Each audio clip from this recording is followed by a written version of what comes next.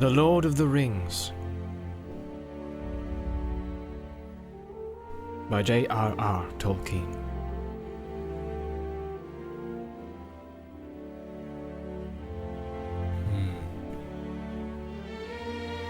Book 1, Chapter 1.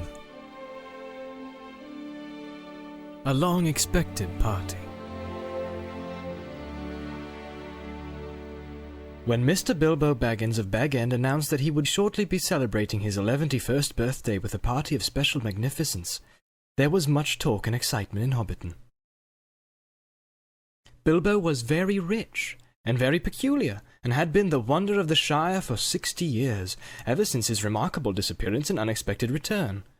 The riches he had brought back from his travels had now become a local legend, and it was popularly believed, whatever the old folk might say, that the hill at Bag End was full of tunnels stuffed with treasure. And if that was not enough for fame, there was also his prolonged vigour to marvel at. Time wore on, but it seemed to have little effect on Mr. Baggins. At 90, he was as much the same as 50. At 99, they began to call him well-preserved, but unchanged would have been nearer the mark. There were some that shook their heads, and thought this was too much of a good thing. It seemed unfair that anyone should possess apparently perpetual youth, as well as reputedly inexhaustible wealth. "It will have to be paid for," they said. "It isn't natural, and trouble will come out of it." But so far trouble had not come. And as Mr. Baggins was generous with his money, most people were willing to forgive him his oddities and his good fortune. He remained on visiting terms with his relatives, except, of course, the Sackville Bagginses, and he had many devoted admirers among the hobbits of poor and unimportant families. But he had no close friends, until some of his younger cousins began to grow up. The eldest of these, and Bilbo's favourite, was young Frodo Baggins. When Bilbo was 99, he adopted Frodo as his heir, and brought him to live at Bag End, and the hopes of the Sackville Bagginses were finally dashed. Bilbo and Frodo happened to have the same birthday, September 22nd. "You had better come and live here, Frodo, my lad," said Bilbo one day, "and then we can celebrate our birthday parties comfortably together."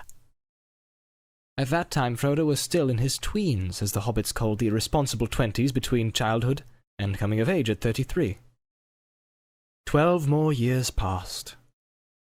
Each year the Bagginses had given very lively combined birthday parties at Bag End, but now it was understood that something quite exceptional was being planned for that autumn. Bilbo was going to be 111. 111!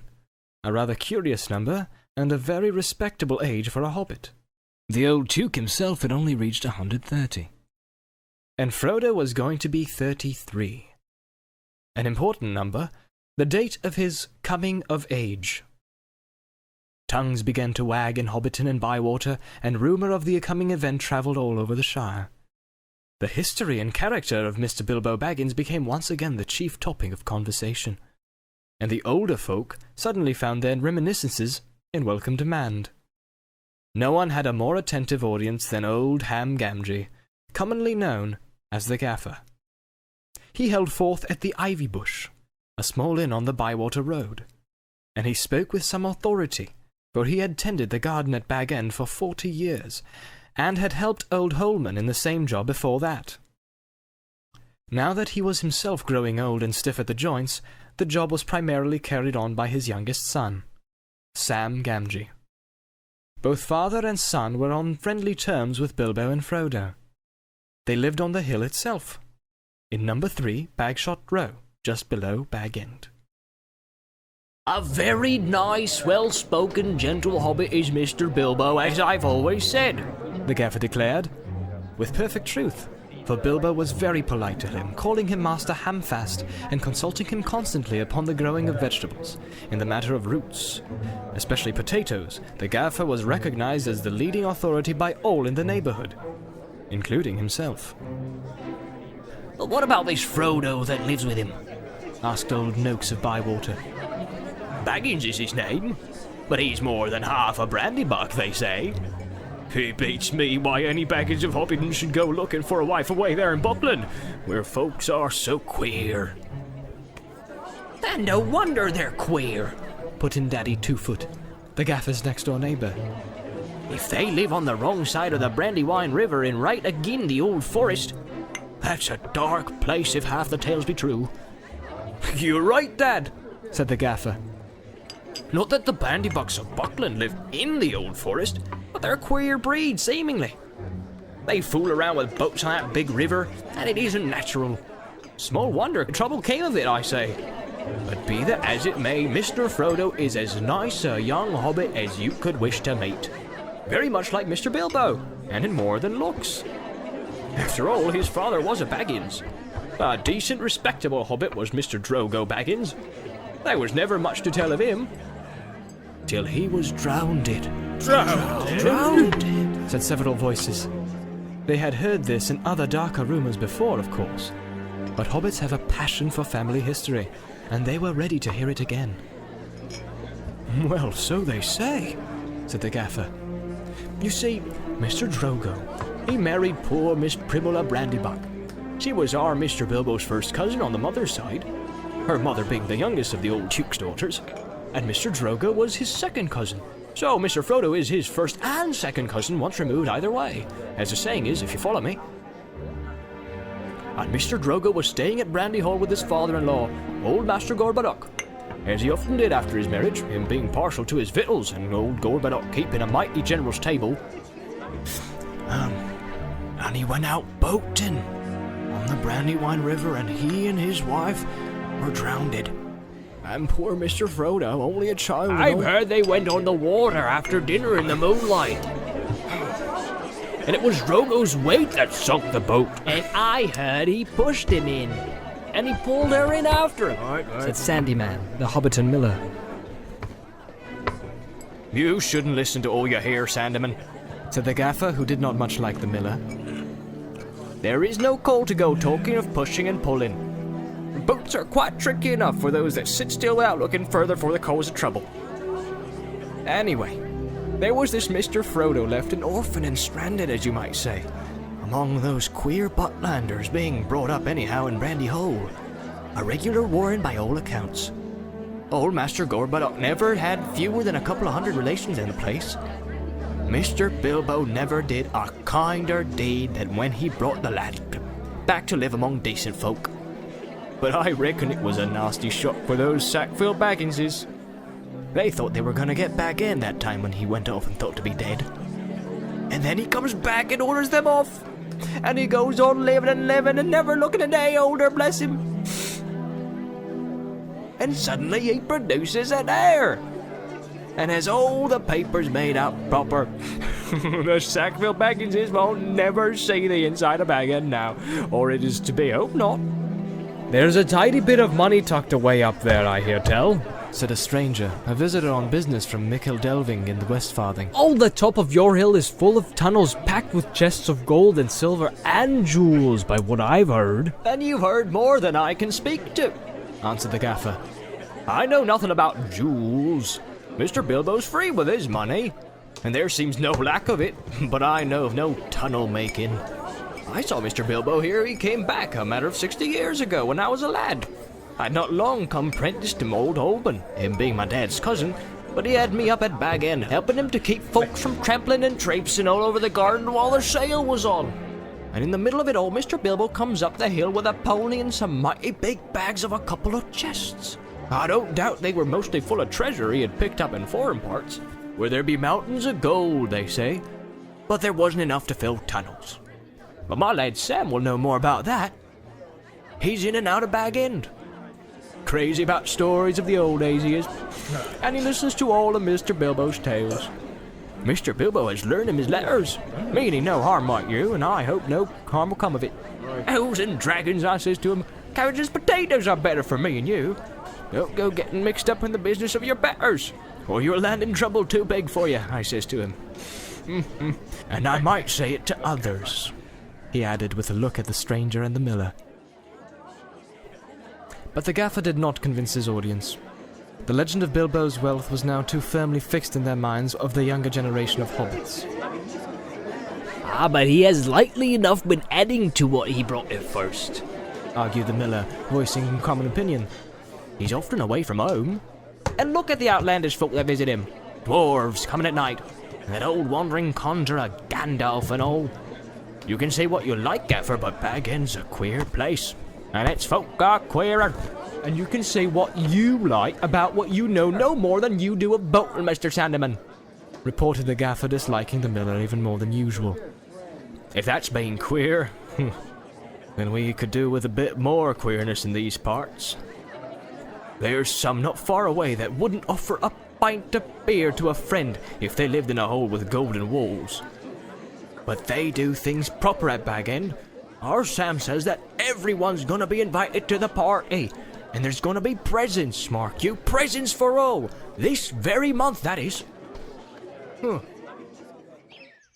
That very month was September, and as fine as you could ask. A day or two later, a rumour, probably started by the knowledgeable Sam, was spread about that there were going to be fireworks.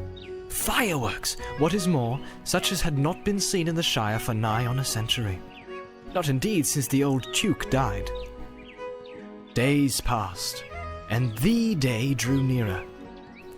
An odd-looking wagon laden with odd-looking packages rolled into Hobbiton one evening and toiled up the hill to Bag End. The startled hobbits peered out of lamplit doors to gape at it. It was driven by outlandish folk, singing strange songs. Dwarves with long beards and deep hoods. A few of them remained at Bag End. At the end of the second week in September, a cart came in through Bywater from the direction of the Brandywine Bridge in broad daylight. An old man was driving it all alone. He wore a tall, pointed blue hat, a long grey cloak, and a silver scarf. He had a long white beard and bushy eyebrows that stuck out beyond the brim of his hat. Small hobbit children ran after the cart all through Hobbiton and right up the hill. It had a cargo of fireworks, as they rightly guessed. At Bilbo's front door, the old man began to unload.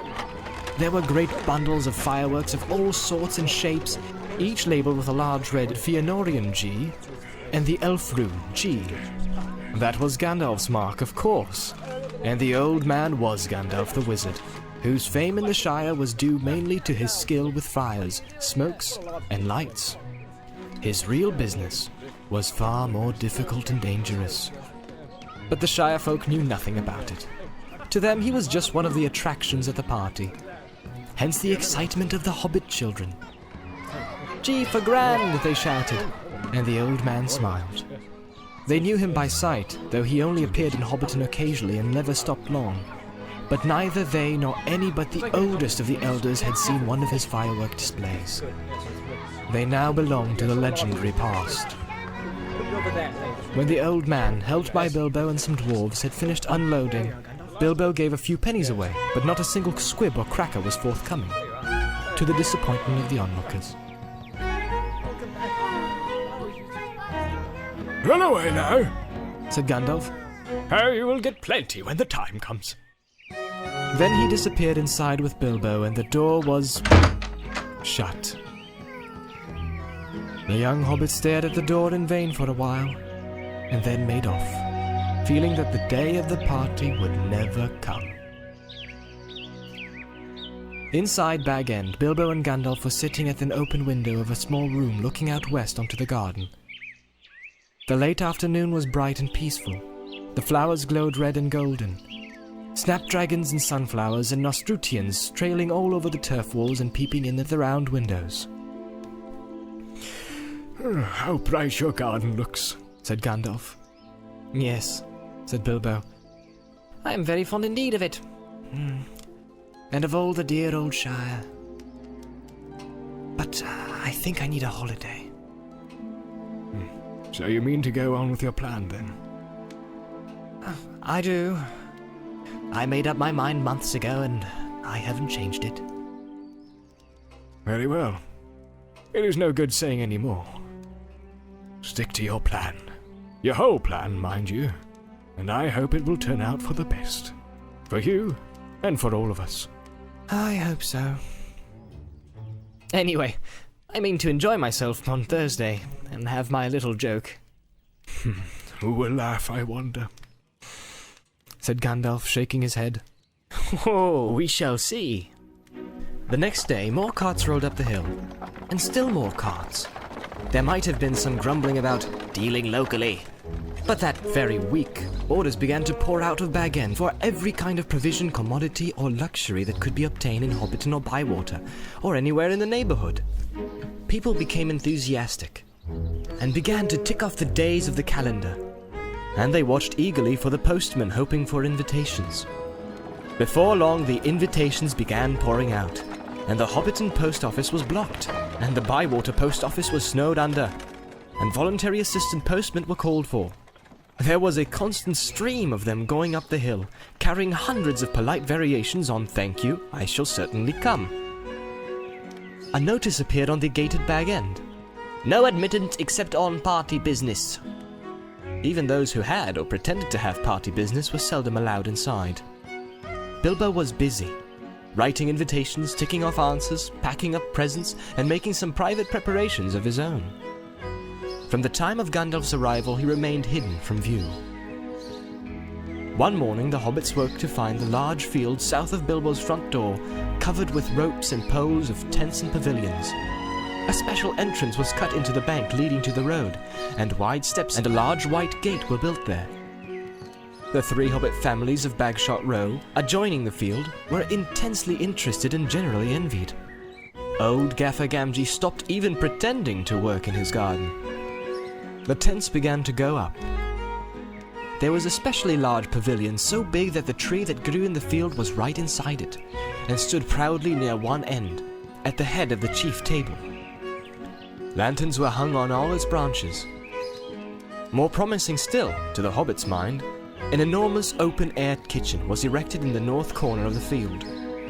A draught of cooks from every inn and eating house for miles around arrived to supplement the dwarf and other odd folk quartered at Bag End. Excitement rose to its height. Then the weather clouded over. That was on Wednesday, the eve of the party. Anxiety was intense. Then, Thursday, September the 22nd, actually dawned. The sun got up, the clouds vanished, flags were unfurled, and the fun began. Bilbo Baggins called it a party, but it was really a variety of entertainments rolled into one. Practically everybody living near was invited. A very few were overlooked by accident, but as they turned up all the same, that did not matter. Many people from other parts of the Shire were also asked, and there were even a few from outside the borders. Bilbo met the guests, in additions, at the new White Gate in person. He gave away presents to all and sundry. The latter were those who went out again by a back way and came in again by the gate. Hobbits give presents to other people on their own birthdays, not very expensive ones as a rule, and not so lavishly as on this occasion. But it was not a bad system.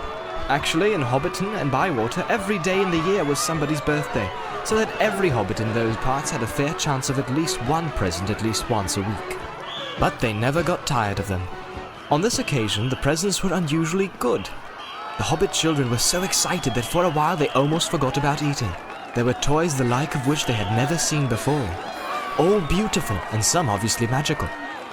Many of them had indeed been ordered a year before and had come all the way from the mountain and from Dale, and were of real dwarf make. When every guest had been welcomed and was finally inside the gate, there were songs, dances, music, games, and of course, food and drink. There were 3 official meals: lunch, tea, and dinner, or supper. But lunch and tea were marked chiefly by the fact that at those times all the guests were sitting down and eating together. At other times they were merely lots of people eating and drinking, continuously from 11:00 until 6:30, when the fireworks started. The fireworks were by Gandalf, and they were not only brought by him, but designed and made by him, and the special effects, set pieces, and flights of rockets were let off by him. But there was also a generous distribution of squids, crackers, bacca-rappers, sparklers, torches, dwarf candles, elf fountains, goblin barkers, and thunderclaps. They were all superb. The art of Gandalf improved with age. There were rockets like a flight of scintillating birds singing in sweet voices. There were green trees with trunks of dark smoke, their leaves opened like a whole spring unfolding in a moment, and their shining branches dropped glowing flowers down upon the astonished hobbits, disappearing with a sweet scent just before they touched their upturned faces. There were fountains of butterflies that flew glittering into the trees. There were pillars of colored fires that rose and turned into eagles, or sailing ships, or a phalanx of flying swans. There was a red thunderstorm and a shower of yellow rain. There was a forest of silver spears that sprang suddenly into the air with a yell like an embattled army, and came down again into the water with a hiss like 100 hot snakes. And there was also one last surprise. In honor of Bilbo, and it startled the hobbits exceedingly, as Gandalf intended. The lights went out. A great smoke went up. It shaped itself like a mountain seen in the distance and began to glow at the summit. It spouted green and scarlet flames. Out flew a red golden dragon, not life-size, but terribly lifelike. Fire came from its jaws, its eyes glared down. There was a roar, and he whizzed 3 times over the heads of the crowd. They all ducked, and many fell flat on their faces. The dragon passed like an express train, turned a somersault, and burst over Bywater with a deafening explosion. That is the signal for supper, said Bilbo. The pain and alarm vanished at once, and the prostrate hobbits leaped to their feet. There was a splendid supper for everyone, that is, except those invited to the special family dinner party. This was held in the great pavilion with the tree. The invitations were limited to 12 dozen, a number also called by the hobbits 1 gross, though the word was not considered proper to use of people. And the guests were selected from all the families to which Bilbo and Frodo were related, with the addition of a few special unrelated friends, such as Gandalf. Many young hobbits were included, and present by parental permission, for hobbits were easy-going with their children in the matter of sitting up late, especially when there was a chance of getting them a free meal. Bringing up young hobbits took a lot of provender. There were many Bagginses and Boffins, and also many Tukes and Brandybucks. There were various Grubbs, relations of Bilbo Baggins' grandmother, and various Chubbs, connections of his Duke grandfather, and selections of Burrowses, Bolgers, Bracegirdles, Brockhouses, Goodbodies, Hornblowers, and Proudfoots. Some of these were only very distantly connected with Bilbo, and some of them had hardly ever been in Hobbiton before, as they lived in remote corners of the Shire. The Sackville Bagginses were not forgotten. Otho and his wife Lobelia were present. They disliked Bilbo and detested Frodo, but so magnificent was the invitation card written in golden ink that they had felt it was impossible to refuse. Besides, their cousin, Bilbo, had been specializing in food for many years, and his table had a high reputation. All the 144 guests expected a pleasant feast, though they rather dreaded the after-dinner speech of their host, an inevitable item. He was liable to drag in bits of what he called poetry, and sometimes, after a glass or two, would allude to the absurd adventures of his mysterious journey. The guests were not disappointed. They had a very pleasant feast. In fact, an engrossing entertainment, rich, abundant, varied, and prolonged. The purchase of provisions fell almost to nothing throughout the district in ensuing weeks, but as Bilbo's catering had depleted the stocks of most stores, cellars, and warehouses for miles around, that did not matter much. After the feast, more or less, came the speech. Most of the company were, however, now in a torrent mood, at that delightful stage in which they called filling up the corners. They were sipping their favorite drinks and nibbling at their favorite dainties, and their fears were forgotten. They were prepared to listen to anything and to cheer at every full stop.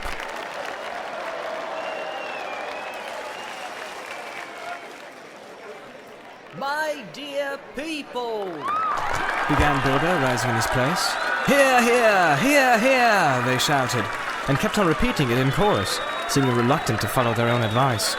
Bilbo left his place and went on and stood on a chair under the illuminated tree. The light on the lanterns fell on his beaming face. The golden buttons shone on his embroidered silk waistcoat. They could all see him standing, waving one hand in the air. The other was in his trouser pocket. My dear Bagginses and Boffins, He began again. and my dear Dukes and Brandybucks, and Grubs, and Chubs, and Bonoses, and Hornblowers, and Bulgers, Brace Girdles, Good Bodies, Rockhouses, and Proudfoots. Shouted an elderly hobbit from the back of the pavilion. His name, of course, was Proudfoot, and well merited. His feet were large, exceptionally furry, and both were on the table. Proudfoots. Repeated Bilbo. Oh, so my good Sackville Bagginses that I welcome back at last to Bag End. Today is my 111th birthday. I am 11-1 today. Hooray! Hooray! Many happy returns, they shouted, and they hammered joyously on the tables. Bilbo was doing splendidly. This was the sort of stuff they liked. Short and obvious. I hope you're all enjoying yourselves as much as I am. Deafening cheers, cries of yes and no, noises of trumpets and horns, pipes and flutes, and other musical instruments. There were, as had been said, many young hobbits present. Hundreds of musical crackers had been pulled. Most of them bore the mark Dale on them, which did not convey much to most of the hobbits, but they all agreed they were marvellous crackers. They contained instruments, small but of perfect make and enchanting tones. Indeed, in one corner, some of the young Dukes and Brandybucks, supposing Uncle Bilbo to have finished, since he had plainly said all that was necessary, now got up an impromptu orchestra and began a merry dance tune. Master Everard Duke and Miss Melilot Brandybuck got on a table and with bells in their hands began to dance the Springle Ring. A pretty dance, but rather vigorous. But Bilbo had not finished. Seizing a horn from a youngster nearby, he blew 3 loud hoots. The noise subsided. I shall not keep you long. He cried. Cheers from all the assembly. I have called you all together for a purpose. Something in the way that he said this made an impression. There was almost silence, and one of the 2 of the Dukes pricked up their ears. Indeed, for 3 purposes. First of all, to tell you that I am immensely fond of you all, and that 11 years is too short a time to live among such excellent and admirable hobbits. Tremendous outburst of approval.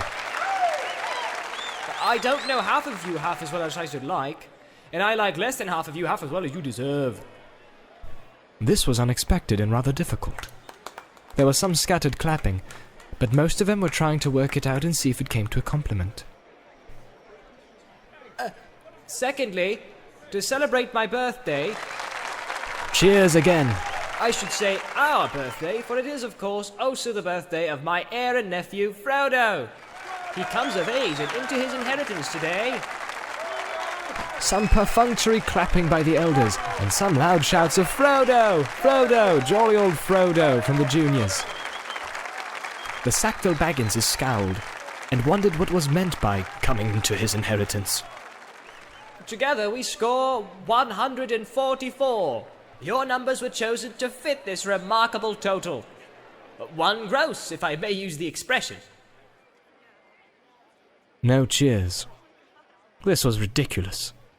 Many of his guests, and especially the Sackville Bagginses, were insulted, feeling sure they had only been asked to fill up the required number, like goods in a package. 1 gross indeed. Vulgar expression. Oh, it is also, if I may be allowed to refer to ancient history, the anniversary of my arrival by barrel at Esgaroth, on the Long Lake. Though the fact that it was my birthday slipped my memory on that occasion, I was only 51 then, and birthdays did not seem so important. The banquet was very splendid, however, though I had a bad cold at the time. I remember, and could only say, "Thank you very much." I now repeat it more correctly. Thank you very much for coming to my little party. Obstinate silence. They all feared that a song or some poetry was now imminent, and they were getting bored. Why couldn't he stop talking and let them drink his health? But Bilbo did not sing or recite. He paused for a moment. Thirdly, and finally, He said. I wish to make an announcement! He spoke this last word so loudly and suddenly that everyone sat up who still could. I regret to announce that, though, as I said, 11 years is far too short a time to spend among you. This is the end. I am going. I am leaving now. Goodbye. He stepped down and vanished. There was a blinding flash of light, and the guests all blinked. When they opened their eyes, Bilbo was nowhere to be seen. 144 flabbergasted hobbits sat back speechless. Old Odo Proudfoot removed his feet from the table and stamped. Then there was a dead silence. But suddenly, after several deep breaths, every Baggins, Boffin, Duke, Brandybuck, Grubb, Chubb, Burrow, Bolger, Bracegirdle, Brockhouse, Goodbody, Hornblower, and Proudfoot began to talk all at once. It was generally agreed that the joke was in very bad taste, and more food and drink were needed to cure their guests of shock and annoyance. He's mad, I always said so, was probably the most popular comment. Even the Tukes, with a few exceptions, thought Bilbo's behavior was absurd. For the moment, most of them took it for granted that his disappearance was nothing more than a ridiculous prank. But old Rory Brandybuck was not so sure. Neither age nor an enormous dinner had clouded his wits. And he said to his daughter-in-law, Esmeralda, "There's something fishy in this, my dear. I believe that Mad Baggins is off again. Silly old fool. But why worry? He hasn't taken the victuals with him." He called loudly to Frodo to send the wine round again. Frodo was the only one present who had said nothing. For some time he had sat silent beside Bilbo's empty chair and ignored all remarks and questions. He had enjoyed the joke, of course, even though he had been in the know. He had difficulty in keeping from laughter at the indignant surprise of the guests. But at the same time he felt deeply troubled. He realized suddenly that he loved the old hobbit dearly. Most of the guests went on eating and drinking and discussing Bilbo Baggins' oddities, past and present, but the Sackville Bagginses had already departed in wrath. Frodo did not want to have any more to do with the party. He gave orders for more wine to be served. Then he got up and drained his own glass silently to the health of Bilbo, and slipped out of the pavilion. As for Bilbo Baggins, even while he was making his speech, he had been fingering the golden ring in his pocket, his magic ring that he had kept secret for so many years. As he stepped down, he slipped it on his finger, and he was never seen by any hobbit in Hobbiton again. He walked briskly back to his hole, and stood for a moment listening with a smile to the din in the pavilion and to the sounds of merrymaking in other parts of the field. Then he went in. He took off his party clothes, folded up and wrapped in tissue paper his embroidered silk waistcoat, and put it away. Then he put on quickly some old untidy garments, and fastened round his waist a worn leather belt. On it he hung a short sword in a battered black leather scabbard. From a locked drawer, smelling of mothballs, he took out an old cloak and hood. They had been locked up as if they were very precious, but they were so patched and weather-stained that their original color could hardly be guessed. It might have been dark green. They were rather too large for him. He then went into his study, and from a large strong box took out a bundle wrapped in old cloths, and a leather-bound manuscript, and also a large bulky envelope. The book and bundle he stuffed into the top of a heavy bag that was standing there already nearly full. Into the envelope he slipped his golden ring and its fine chain, and then sealed it and addressed it to Frodo. At first he put it on the mantelpiece, but suddenly he removed it and stuck it in his pocket. At that moment the door opened, and Gandalf came quickly in. Hello, said Bilbo. I wondered if you would turn up, I am glad to find you visible, replied the wizard, sitting down in the chair. I wanted to catch you and have a few final words. I suppose you feel that everything has gone off splendidly and according to plan? Yes, I do, said Bilbo. Though that flash was surprising. Quite startled me, let alone the others. A little addition of your own, I suppose? It was. You have wisely kept that ring secret all these years, and it seemed to me necessary to give your guests something else that would seem to explain your sudden banishment. And would spoil my joke. You are an interfering old busybody, laughed Bilbo. But I expect you know best, as usual. I do, when I know anything. But I don't feel too sure about this whole affair. It has now come to the final point. You have had your joke, and alarmed or offended most of your relations, and given the whole Shire something to talk about for 9 days, or 99 more likely. Are you going any further? Yes, I am. I feel I need a holiday. A very long holiday, as I've told you before. Probably a permanent holiday. I don't expect I shall return. In fact, I don't mean to. And I have made all arrangements. I am old, Gandalf. I don't look it, but I am beginning to feel it in my heart of hearts. Well preserved indeed, he snorted. Why, I feel all thin, sort of stretched, if you know what I mean. Like butter that has been scraped over too much bread. That can't be right. I need a change or something. Gandalf looked curiously and closely at him.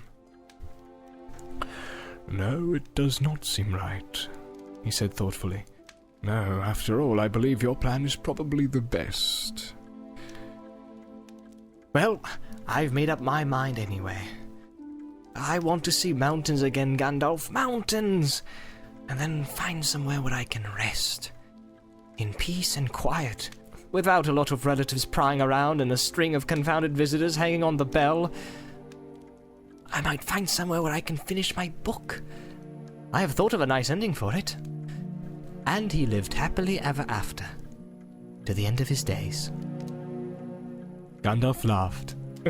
And I hope he will. But nobody will read the book however it ends. Oh, they may in years to come.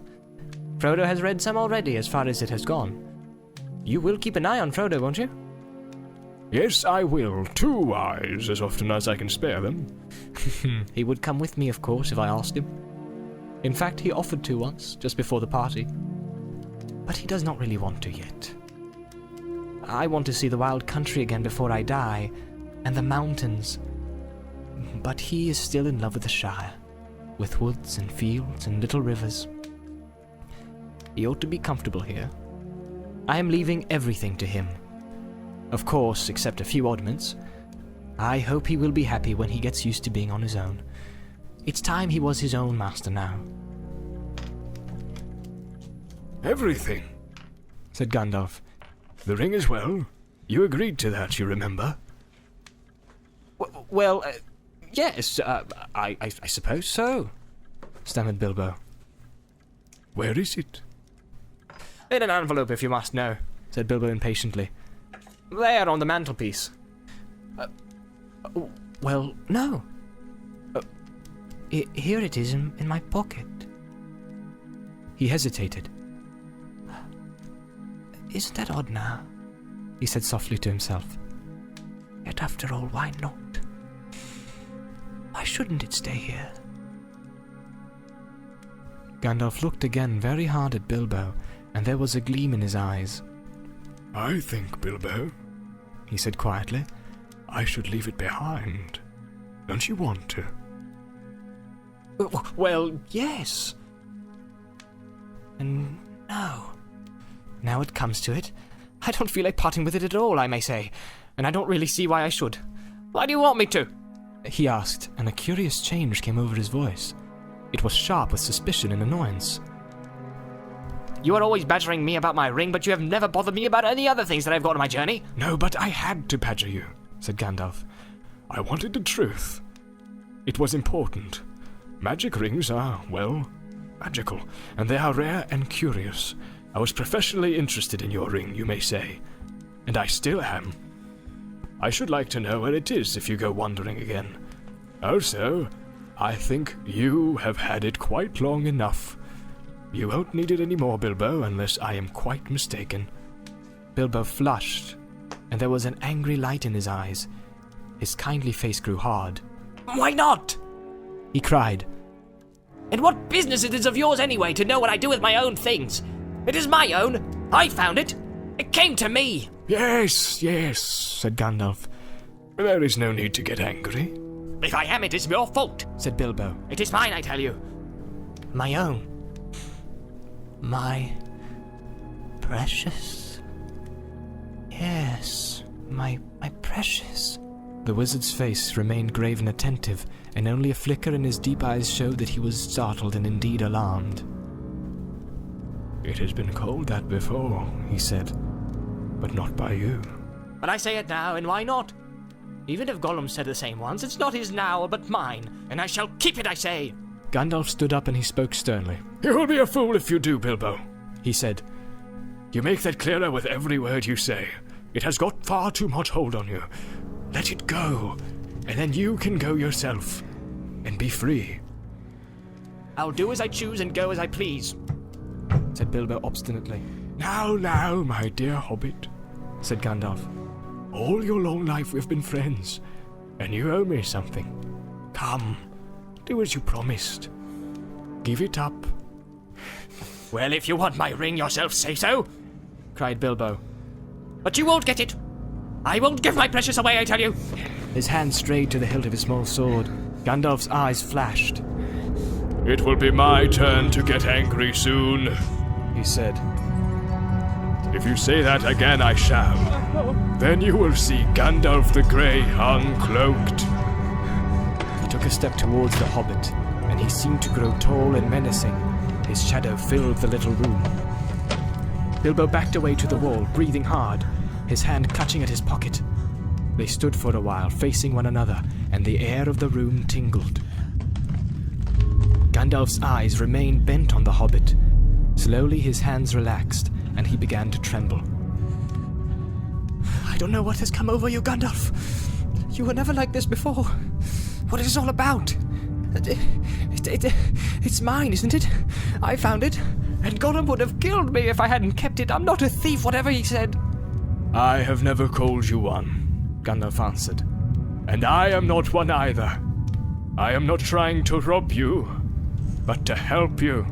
I wish you would trust me as you used. He turned away and the shadow passed. He seemed to dwindle again to an old grey man, bent and troubled. Bilbo drew his hand over his eyes. I am sorry, he said. But I felt so queer. And yet it would be a relief in a way not to be bothered with it anymore. It has been so growing on my mind lately. Sometimes I felt like it was an eye looking at me, and I'm always wanting to put it on and disappear, don't you know? Or wondering if it is safe. And pulling it out to make sure. I tried looking it up, but I found I couldn't rest without it in my pocket. I don't know why. And I don't seem to be able to make up my mind. Then trust mine, said Gandalf. It is quite made up. Go away and leave it behind. Stop possessing it. Give it to Frodo, and I will look after him.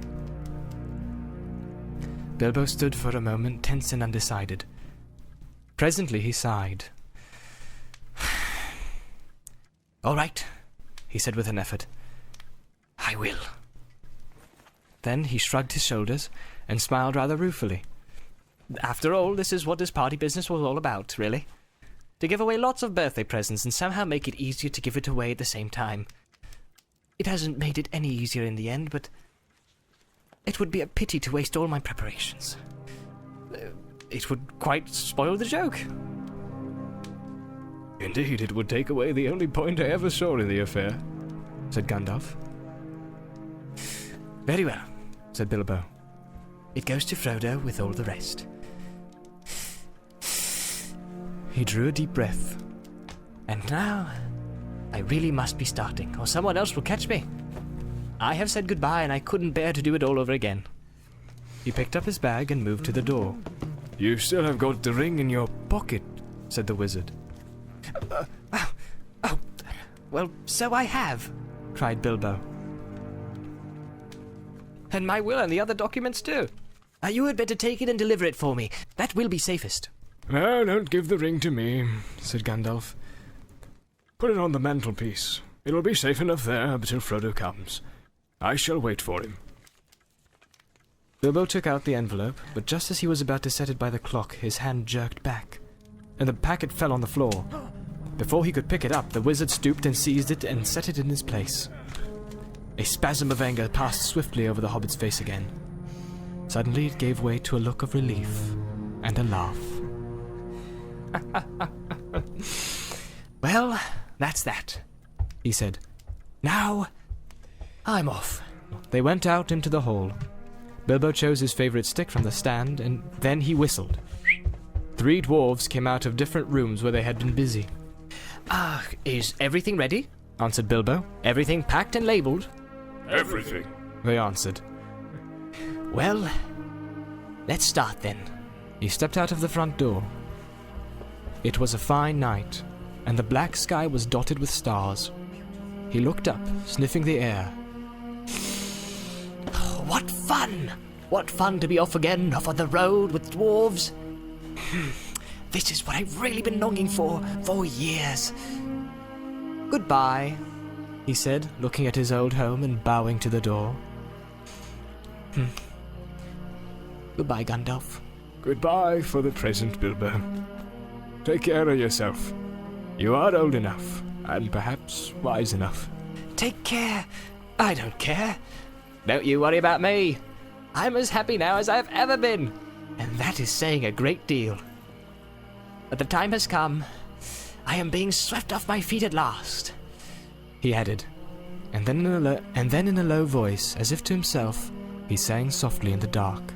"The road goes ever on and on, down from the door where it began. Now far ahead the road has gone, and I must follow if I can, pursuing it with eager feet, until it joins some larger way, where many paths and errands meet, and whither then I cannot say."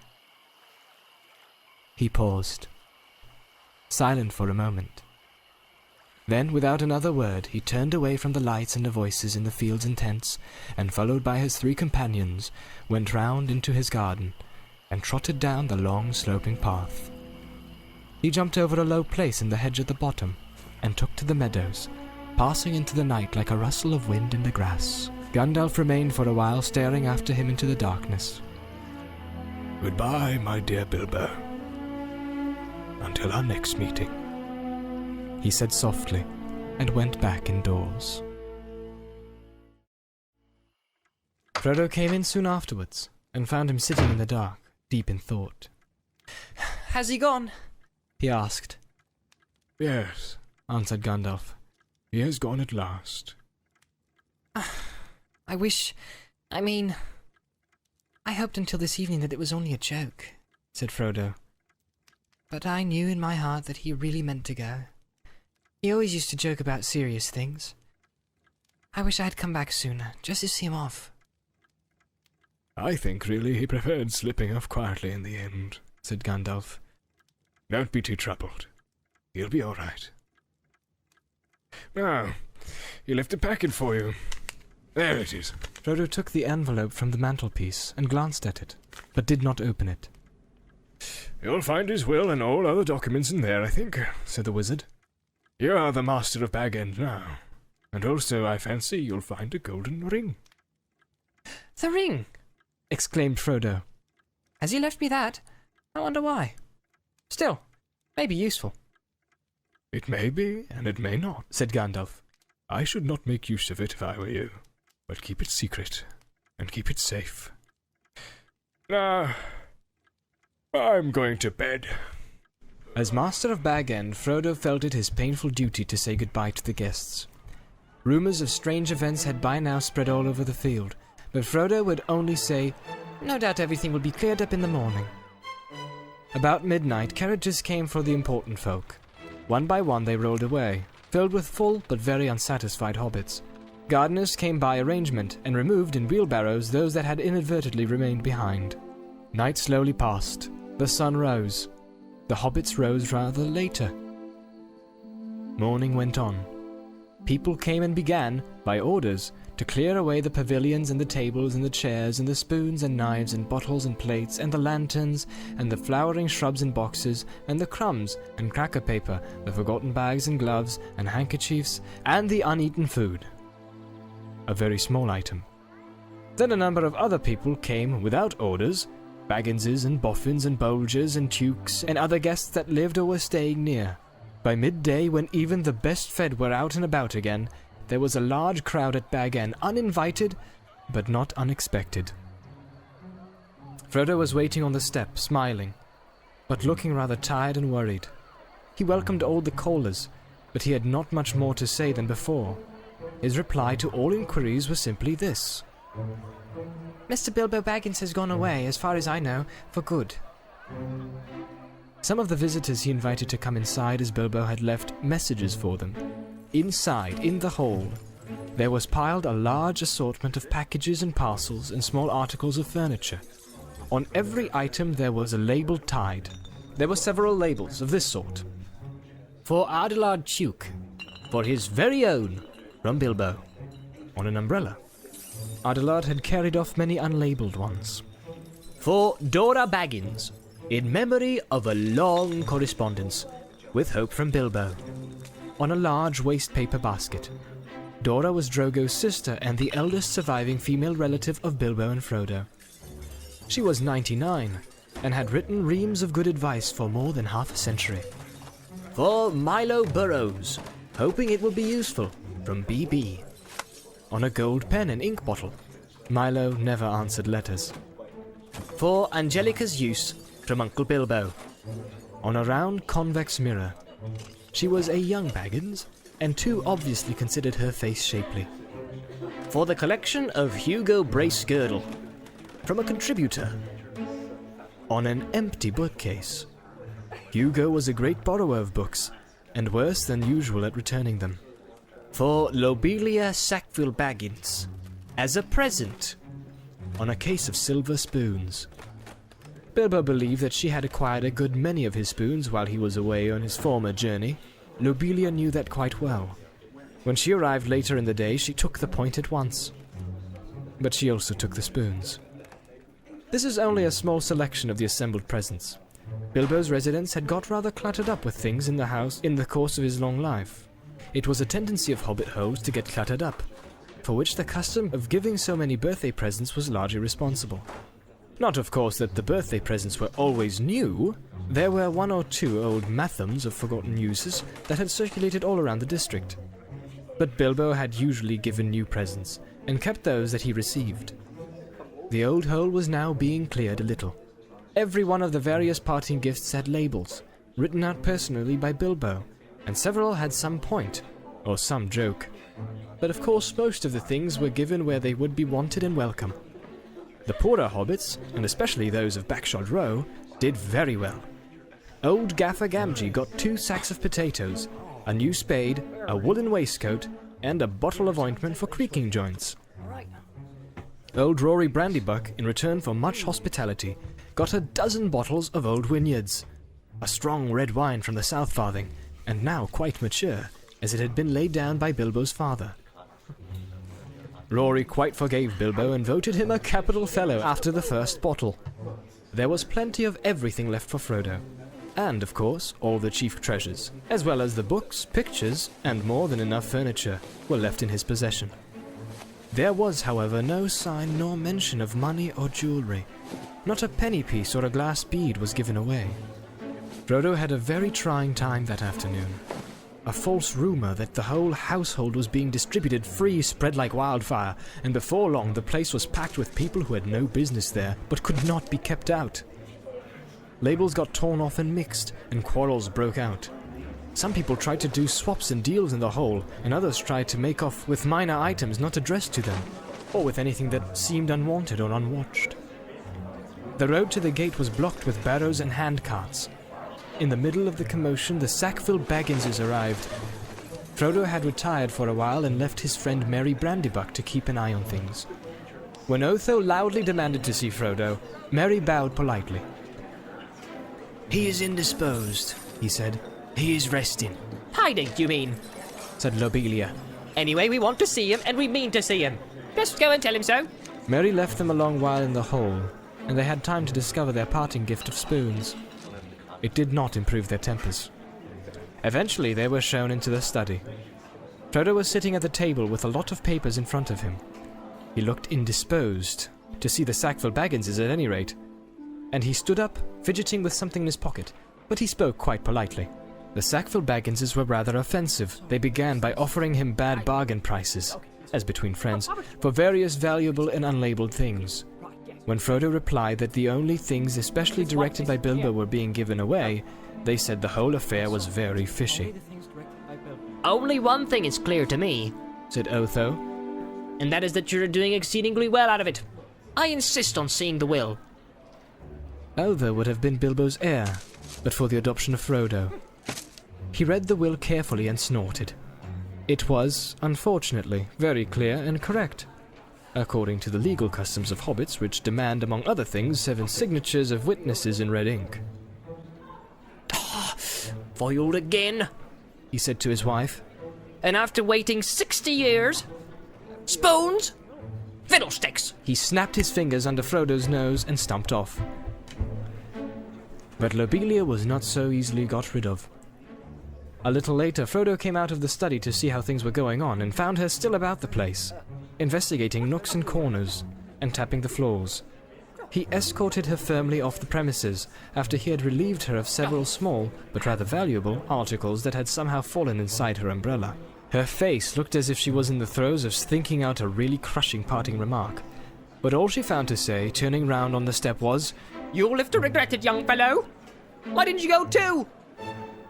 You don't belong here, you're no Baggins. You're a brandybuck." Did you hear that, Mary?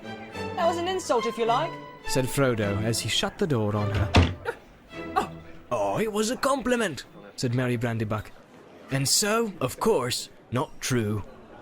When they went round the hole and evicted 3 young hobbits, 2 boffins and a bolger, who were knocking holes in the walls of one of the cellars, Frodo also had a tussle with young Sancho Proudfoot, old Odo Proudfoot's grandson, who had begun an excavation in the larger pantry, where he thought there was an echo.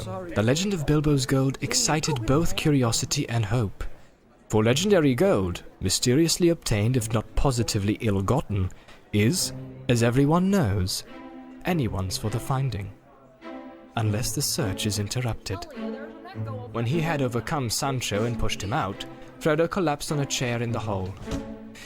Whew. It's time to close up shop, Mary, he said. Lock the door and don't open it to anyone today. Not even if they bring a battering ram. Then he went to revive himself with a belated cup of tea. He had hardly sat down when there came a soft knock at the front door. Lobelia again, most likely, he thought. She must have thought of something really nasty and have come back again to say it. It can wait. He went on with his tea. The knock was repeated, much louder. But he took no notice. Suddenly, the wizard's head appeared at the window. "If you don't let me in, Frodo, I shall blow your door right down your hole and out through the hill," he said. My dear Gandalf, have a minute. Cried Frodo, running out of the room to the door. Come in, come in. I thought it was Lobelia. Then I forgive you. But I saw her some time ago, driving a pony trap towards Bywater with a face that would have curdled new milk. She had nearly curdled me, honestly. I nearly tried on Bilbo's ring.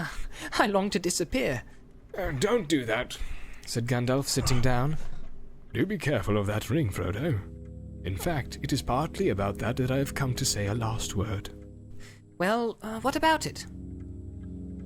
What do you know already? Oh, only what Bilbo told me. I have heard his story, how he found it and how he used it. On his journey, I mean. Which story, I wonder? Said Gandalf. Oh, not what he told the dwarves and put in his book, said Frodo. He told me the true story soon after I came to live here. He said you had pestered him till he told you, so I had better know too.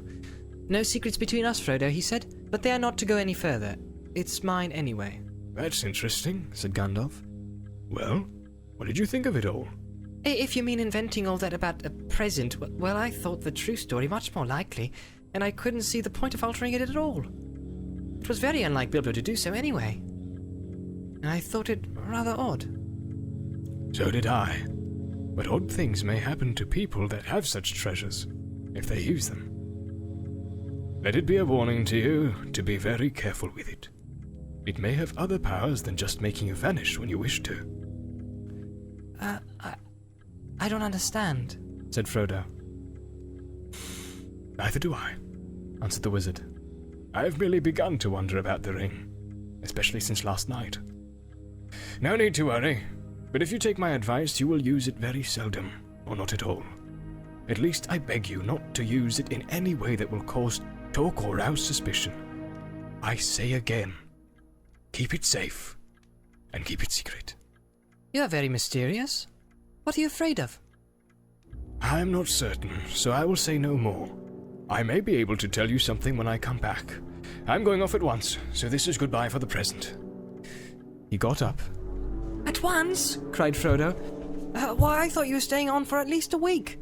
I was looking forward to your help. I did mean to, but I have had to change my mind. I may be away for a good while, but I'll come and see you again as soon as I can. Expect me when you see me. I shall slip in quietly. I shan't often be visiting the Shire openly again. I find that I have become rather unpopular. They say that I'm a nuisance and a disturber of the peace. Some people are actually accusing me of spiriting Bilbo away. Or worse. If you want to know, there is supposed to be a plot between you and me to get hold of his wealth. Oh, some people, exclaimed Frodo. You mean Uther and Lobelia? How abominable. I would give them Bag End and everything else if I could get Bilbo back and go off tramping in the country with him. I love the Shire, but I begin to wish somehow I had gone too. I wonder if I shall ever see him again. So do I, said Gandalf, and I wonder many other things. Goodbye now. Take care of yourself. Look out for me, especially at unlikely times. Goodbye. Frodo saw him out the door. He gave a final wave of his hand and walked off at a surprising pace. But Frodo thought the old wizard looked unusually bent, almost as if he was carrying a great weight. The evening was closing in, and his cloaked figure quickly vanished into the twilight. Frodo did not see him again for a long time.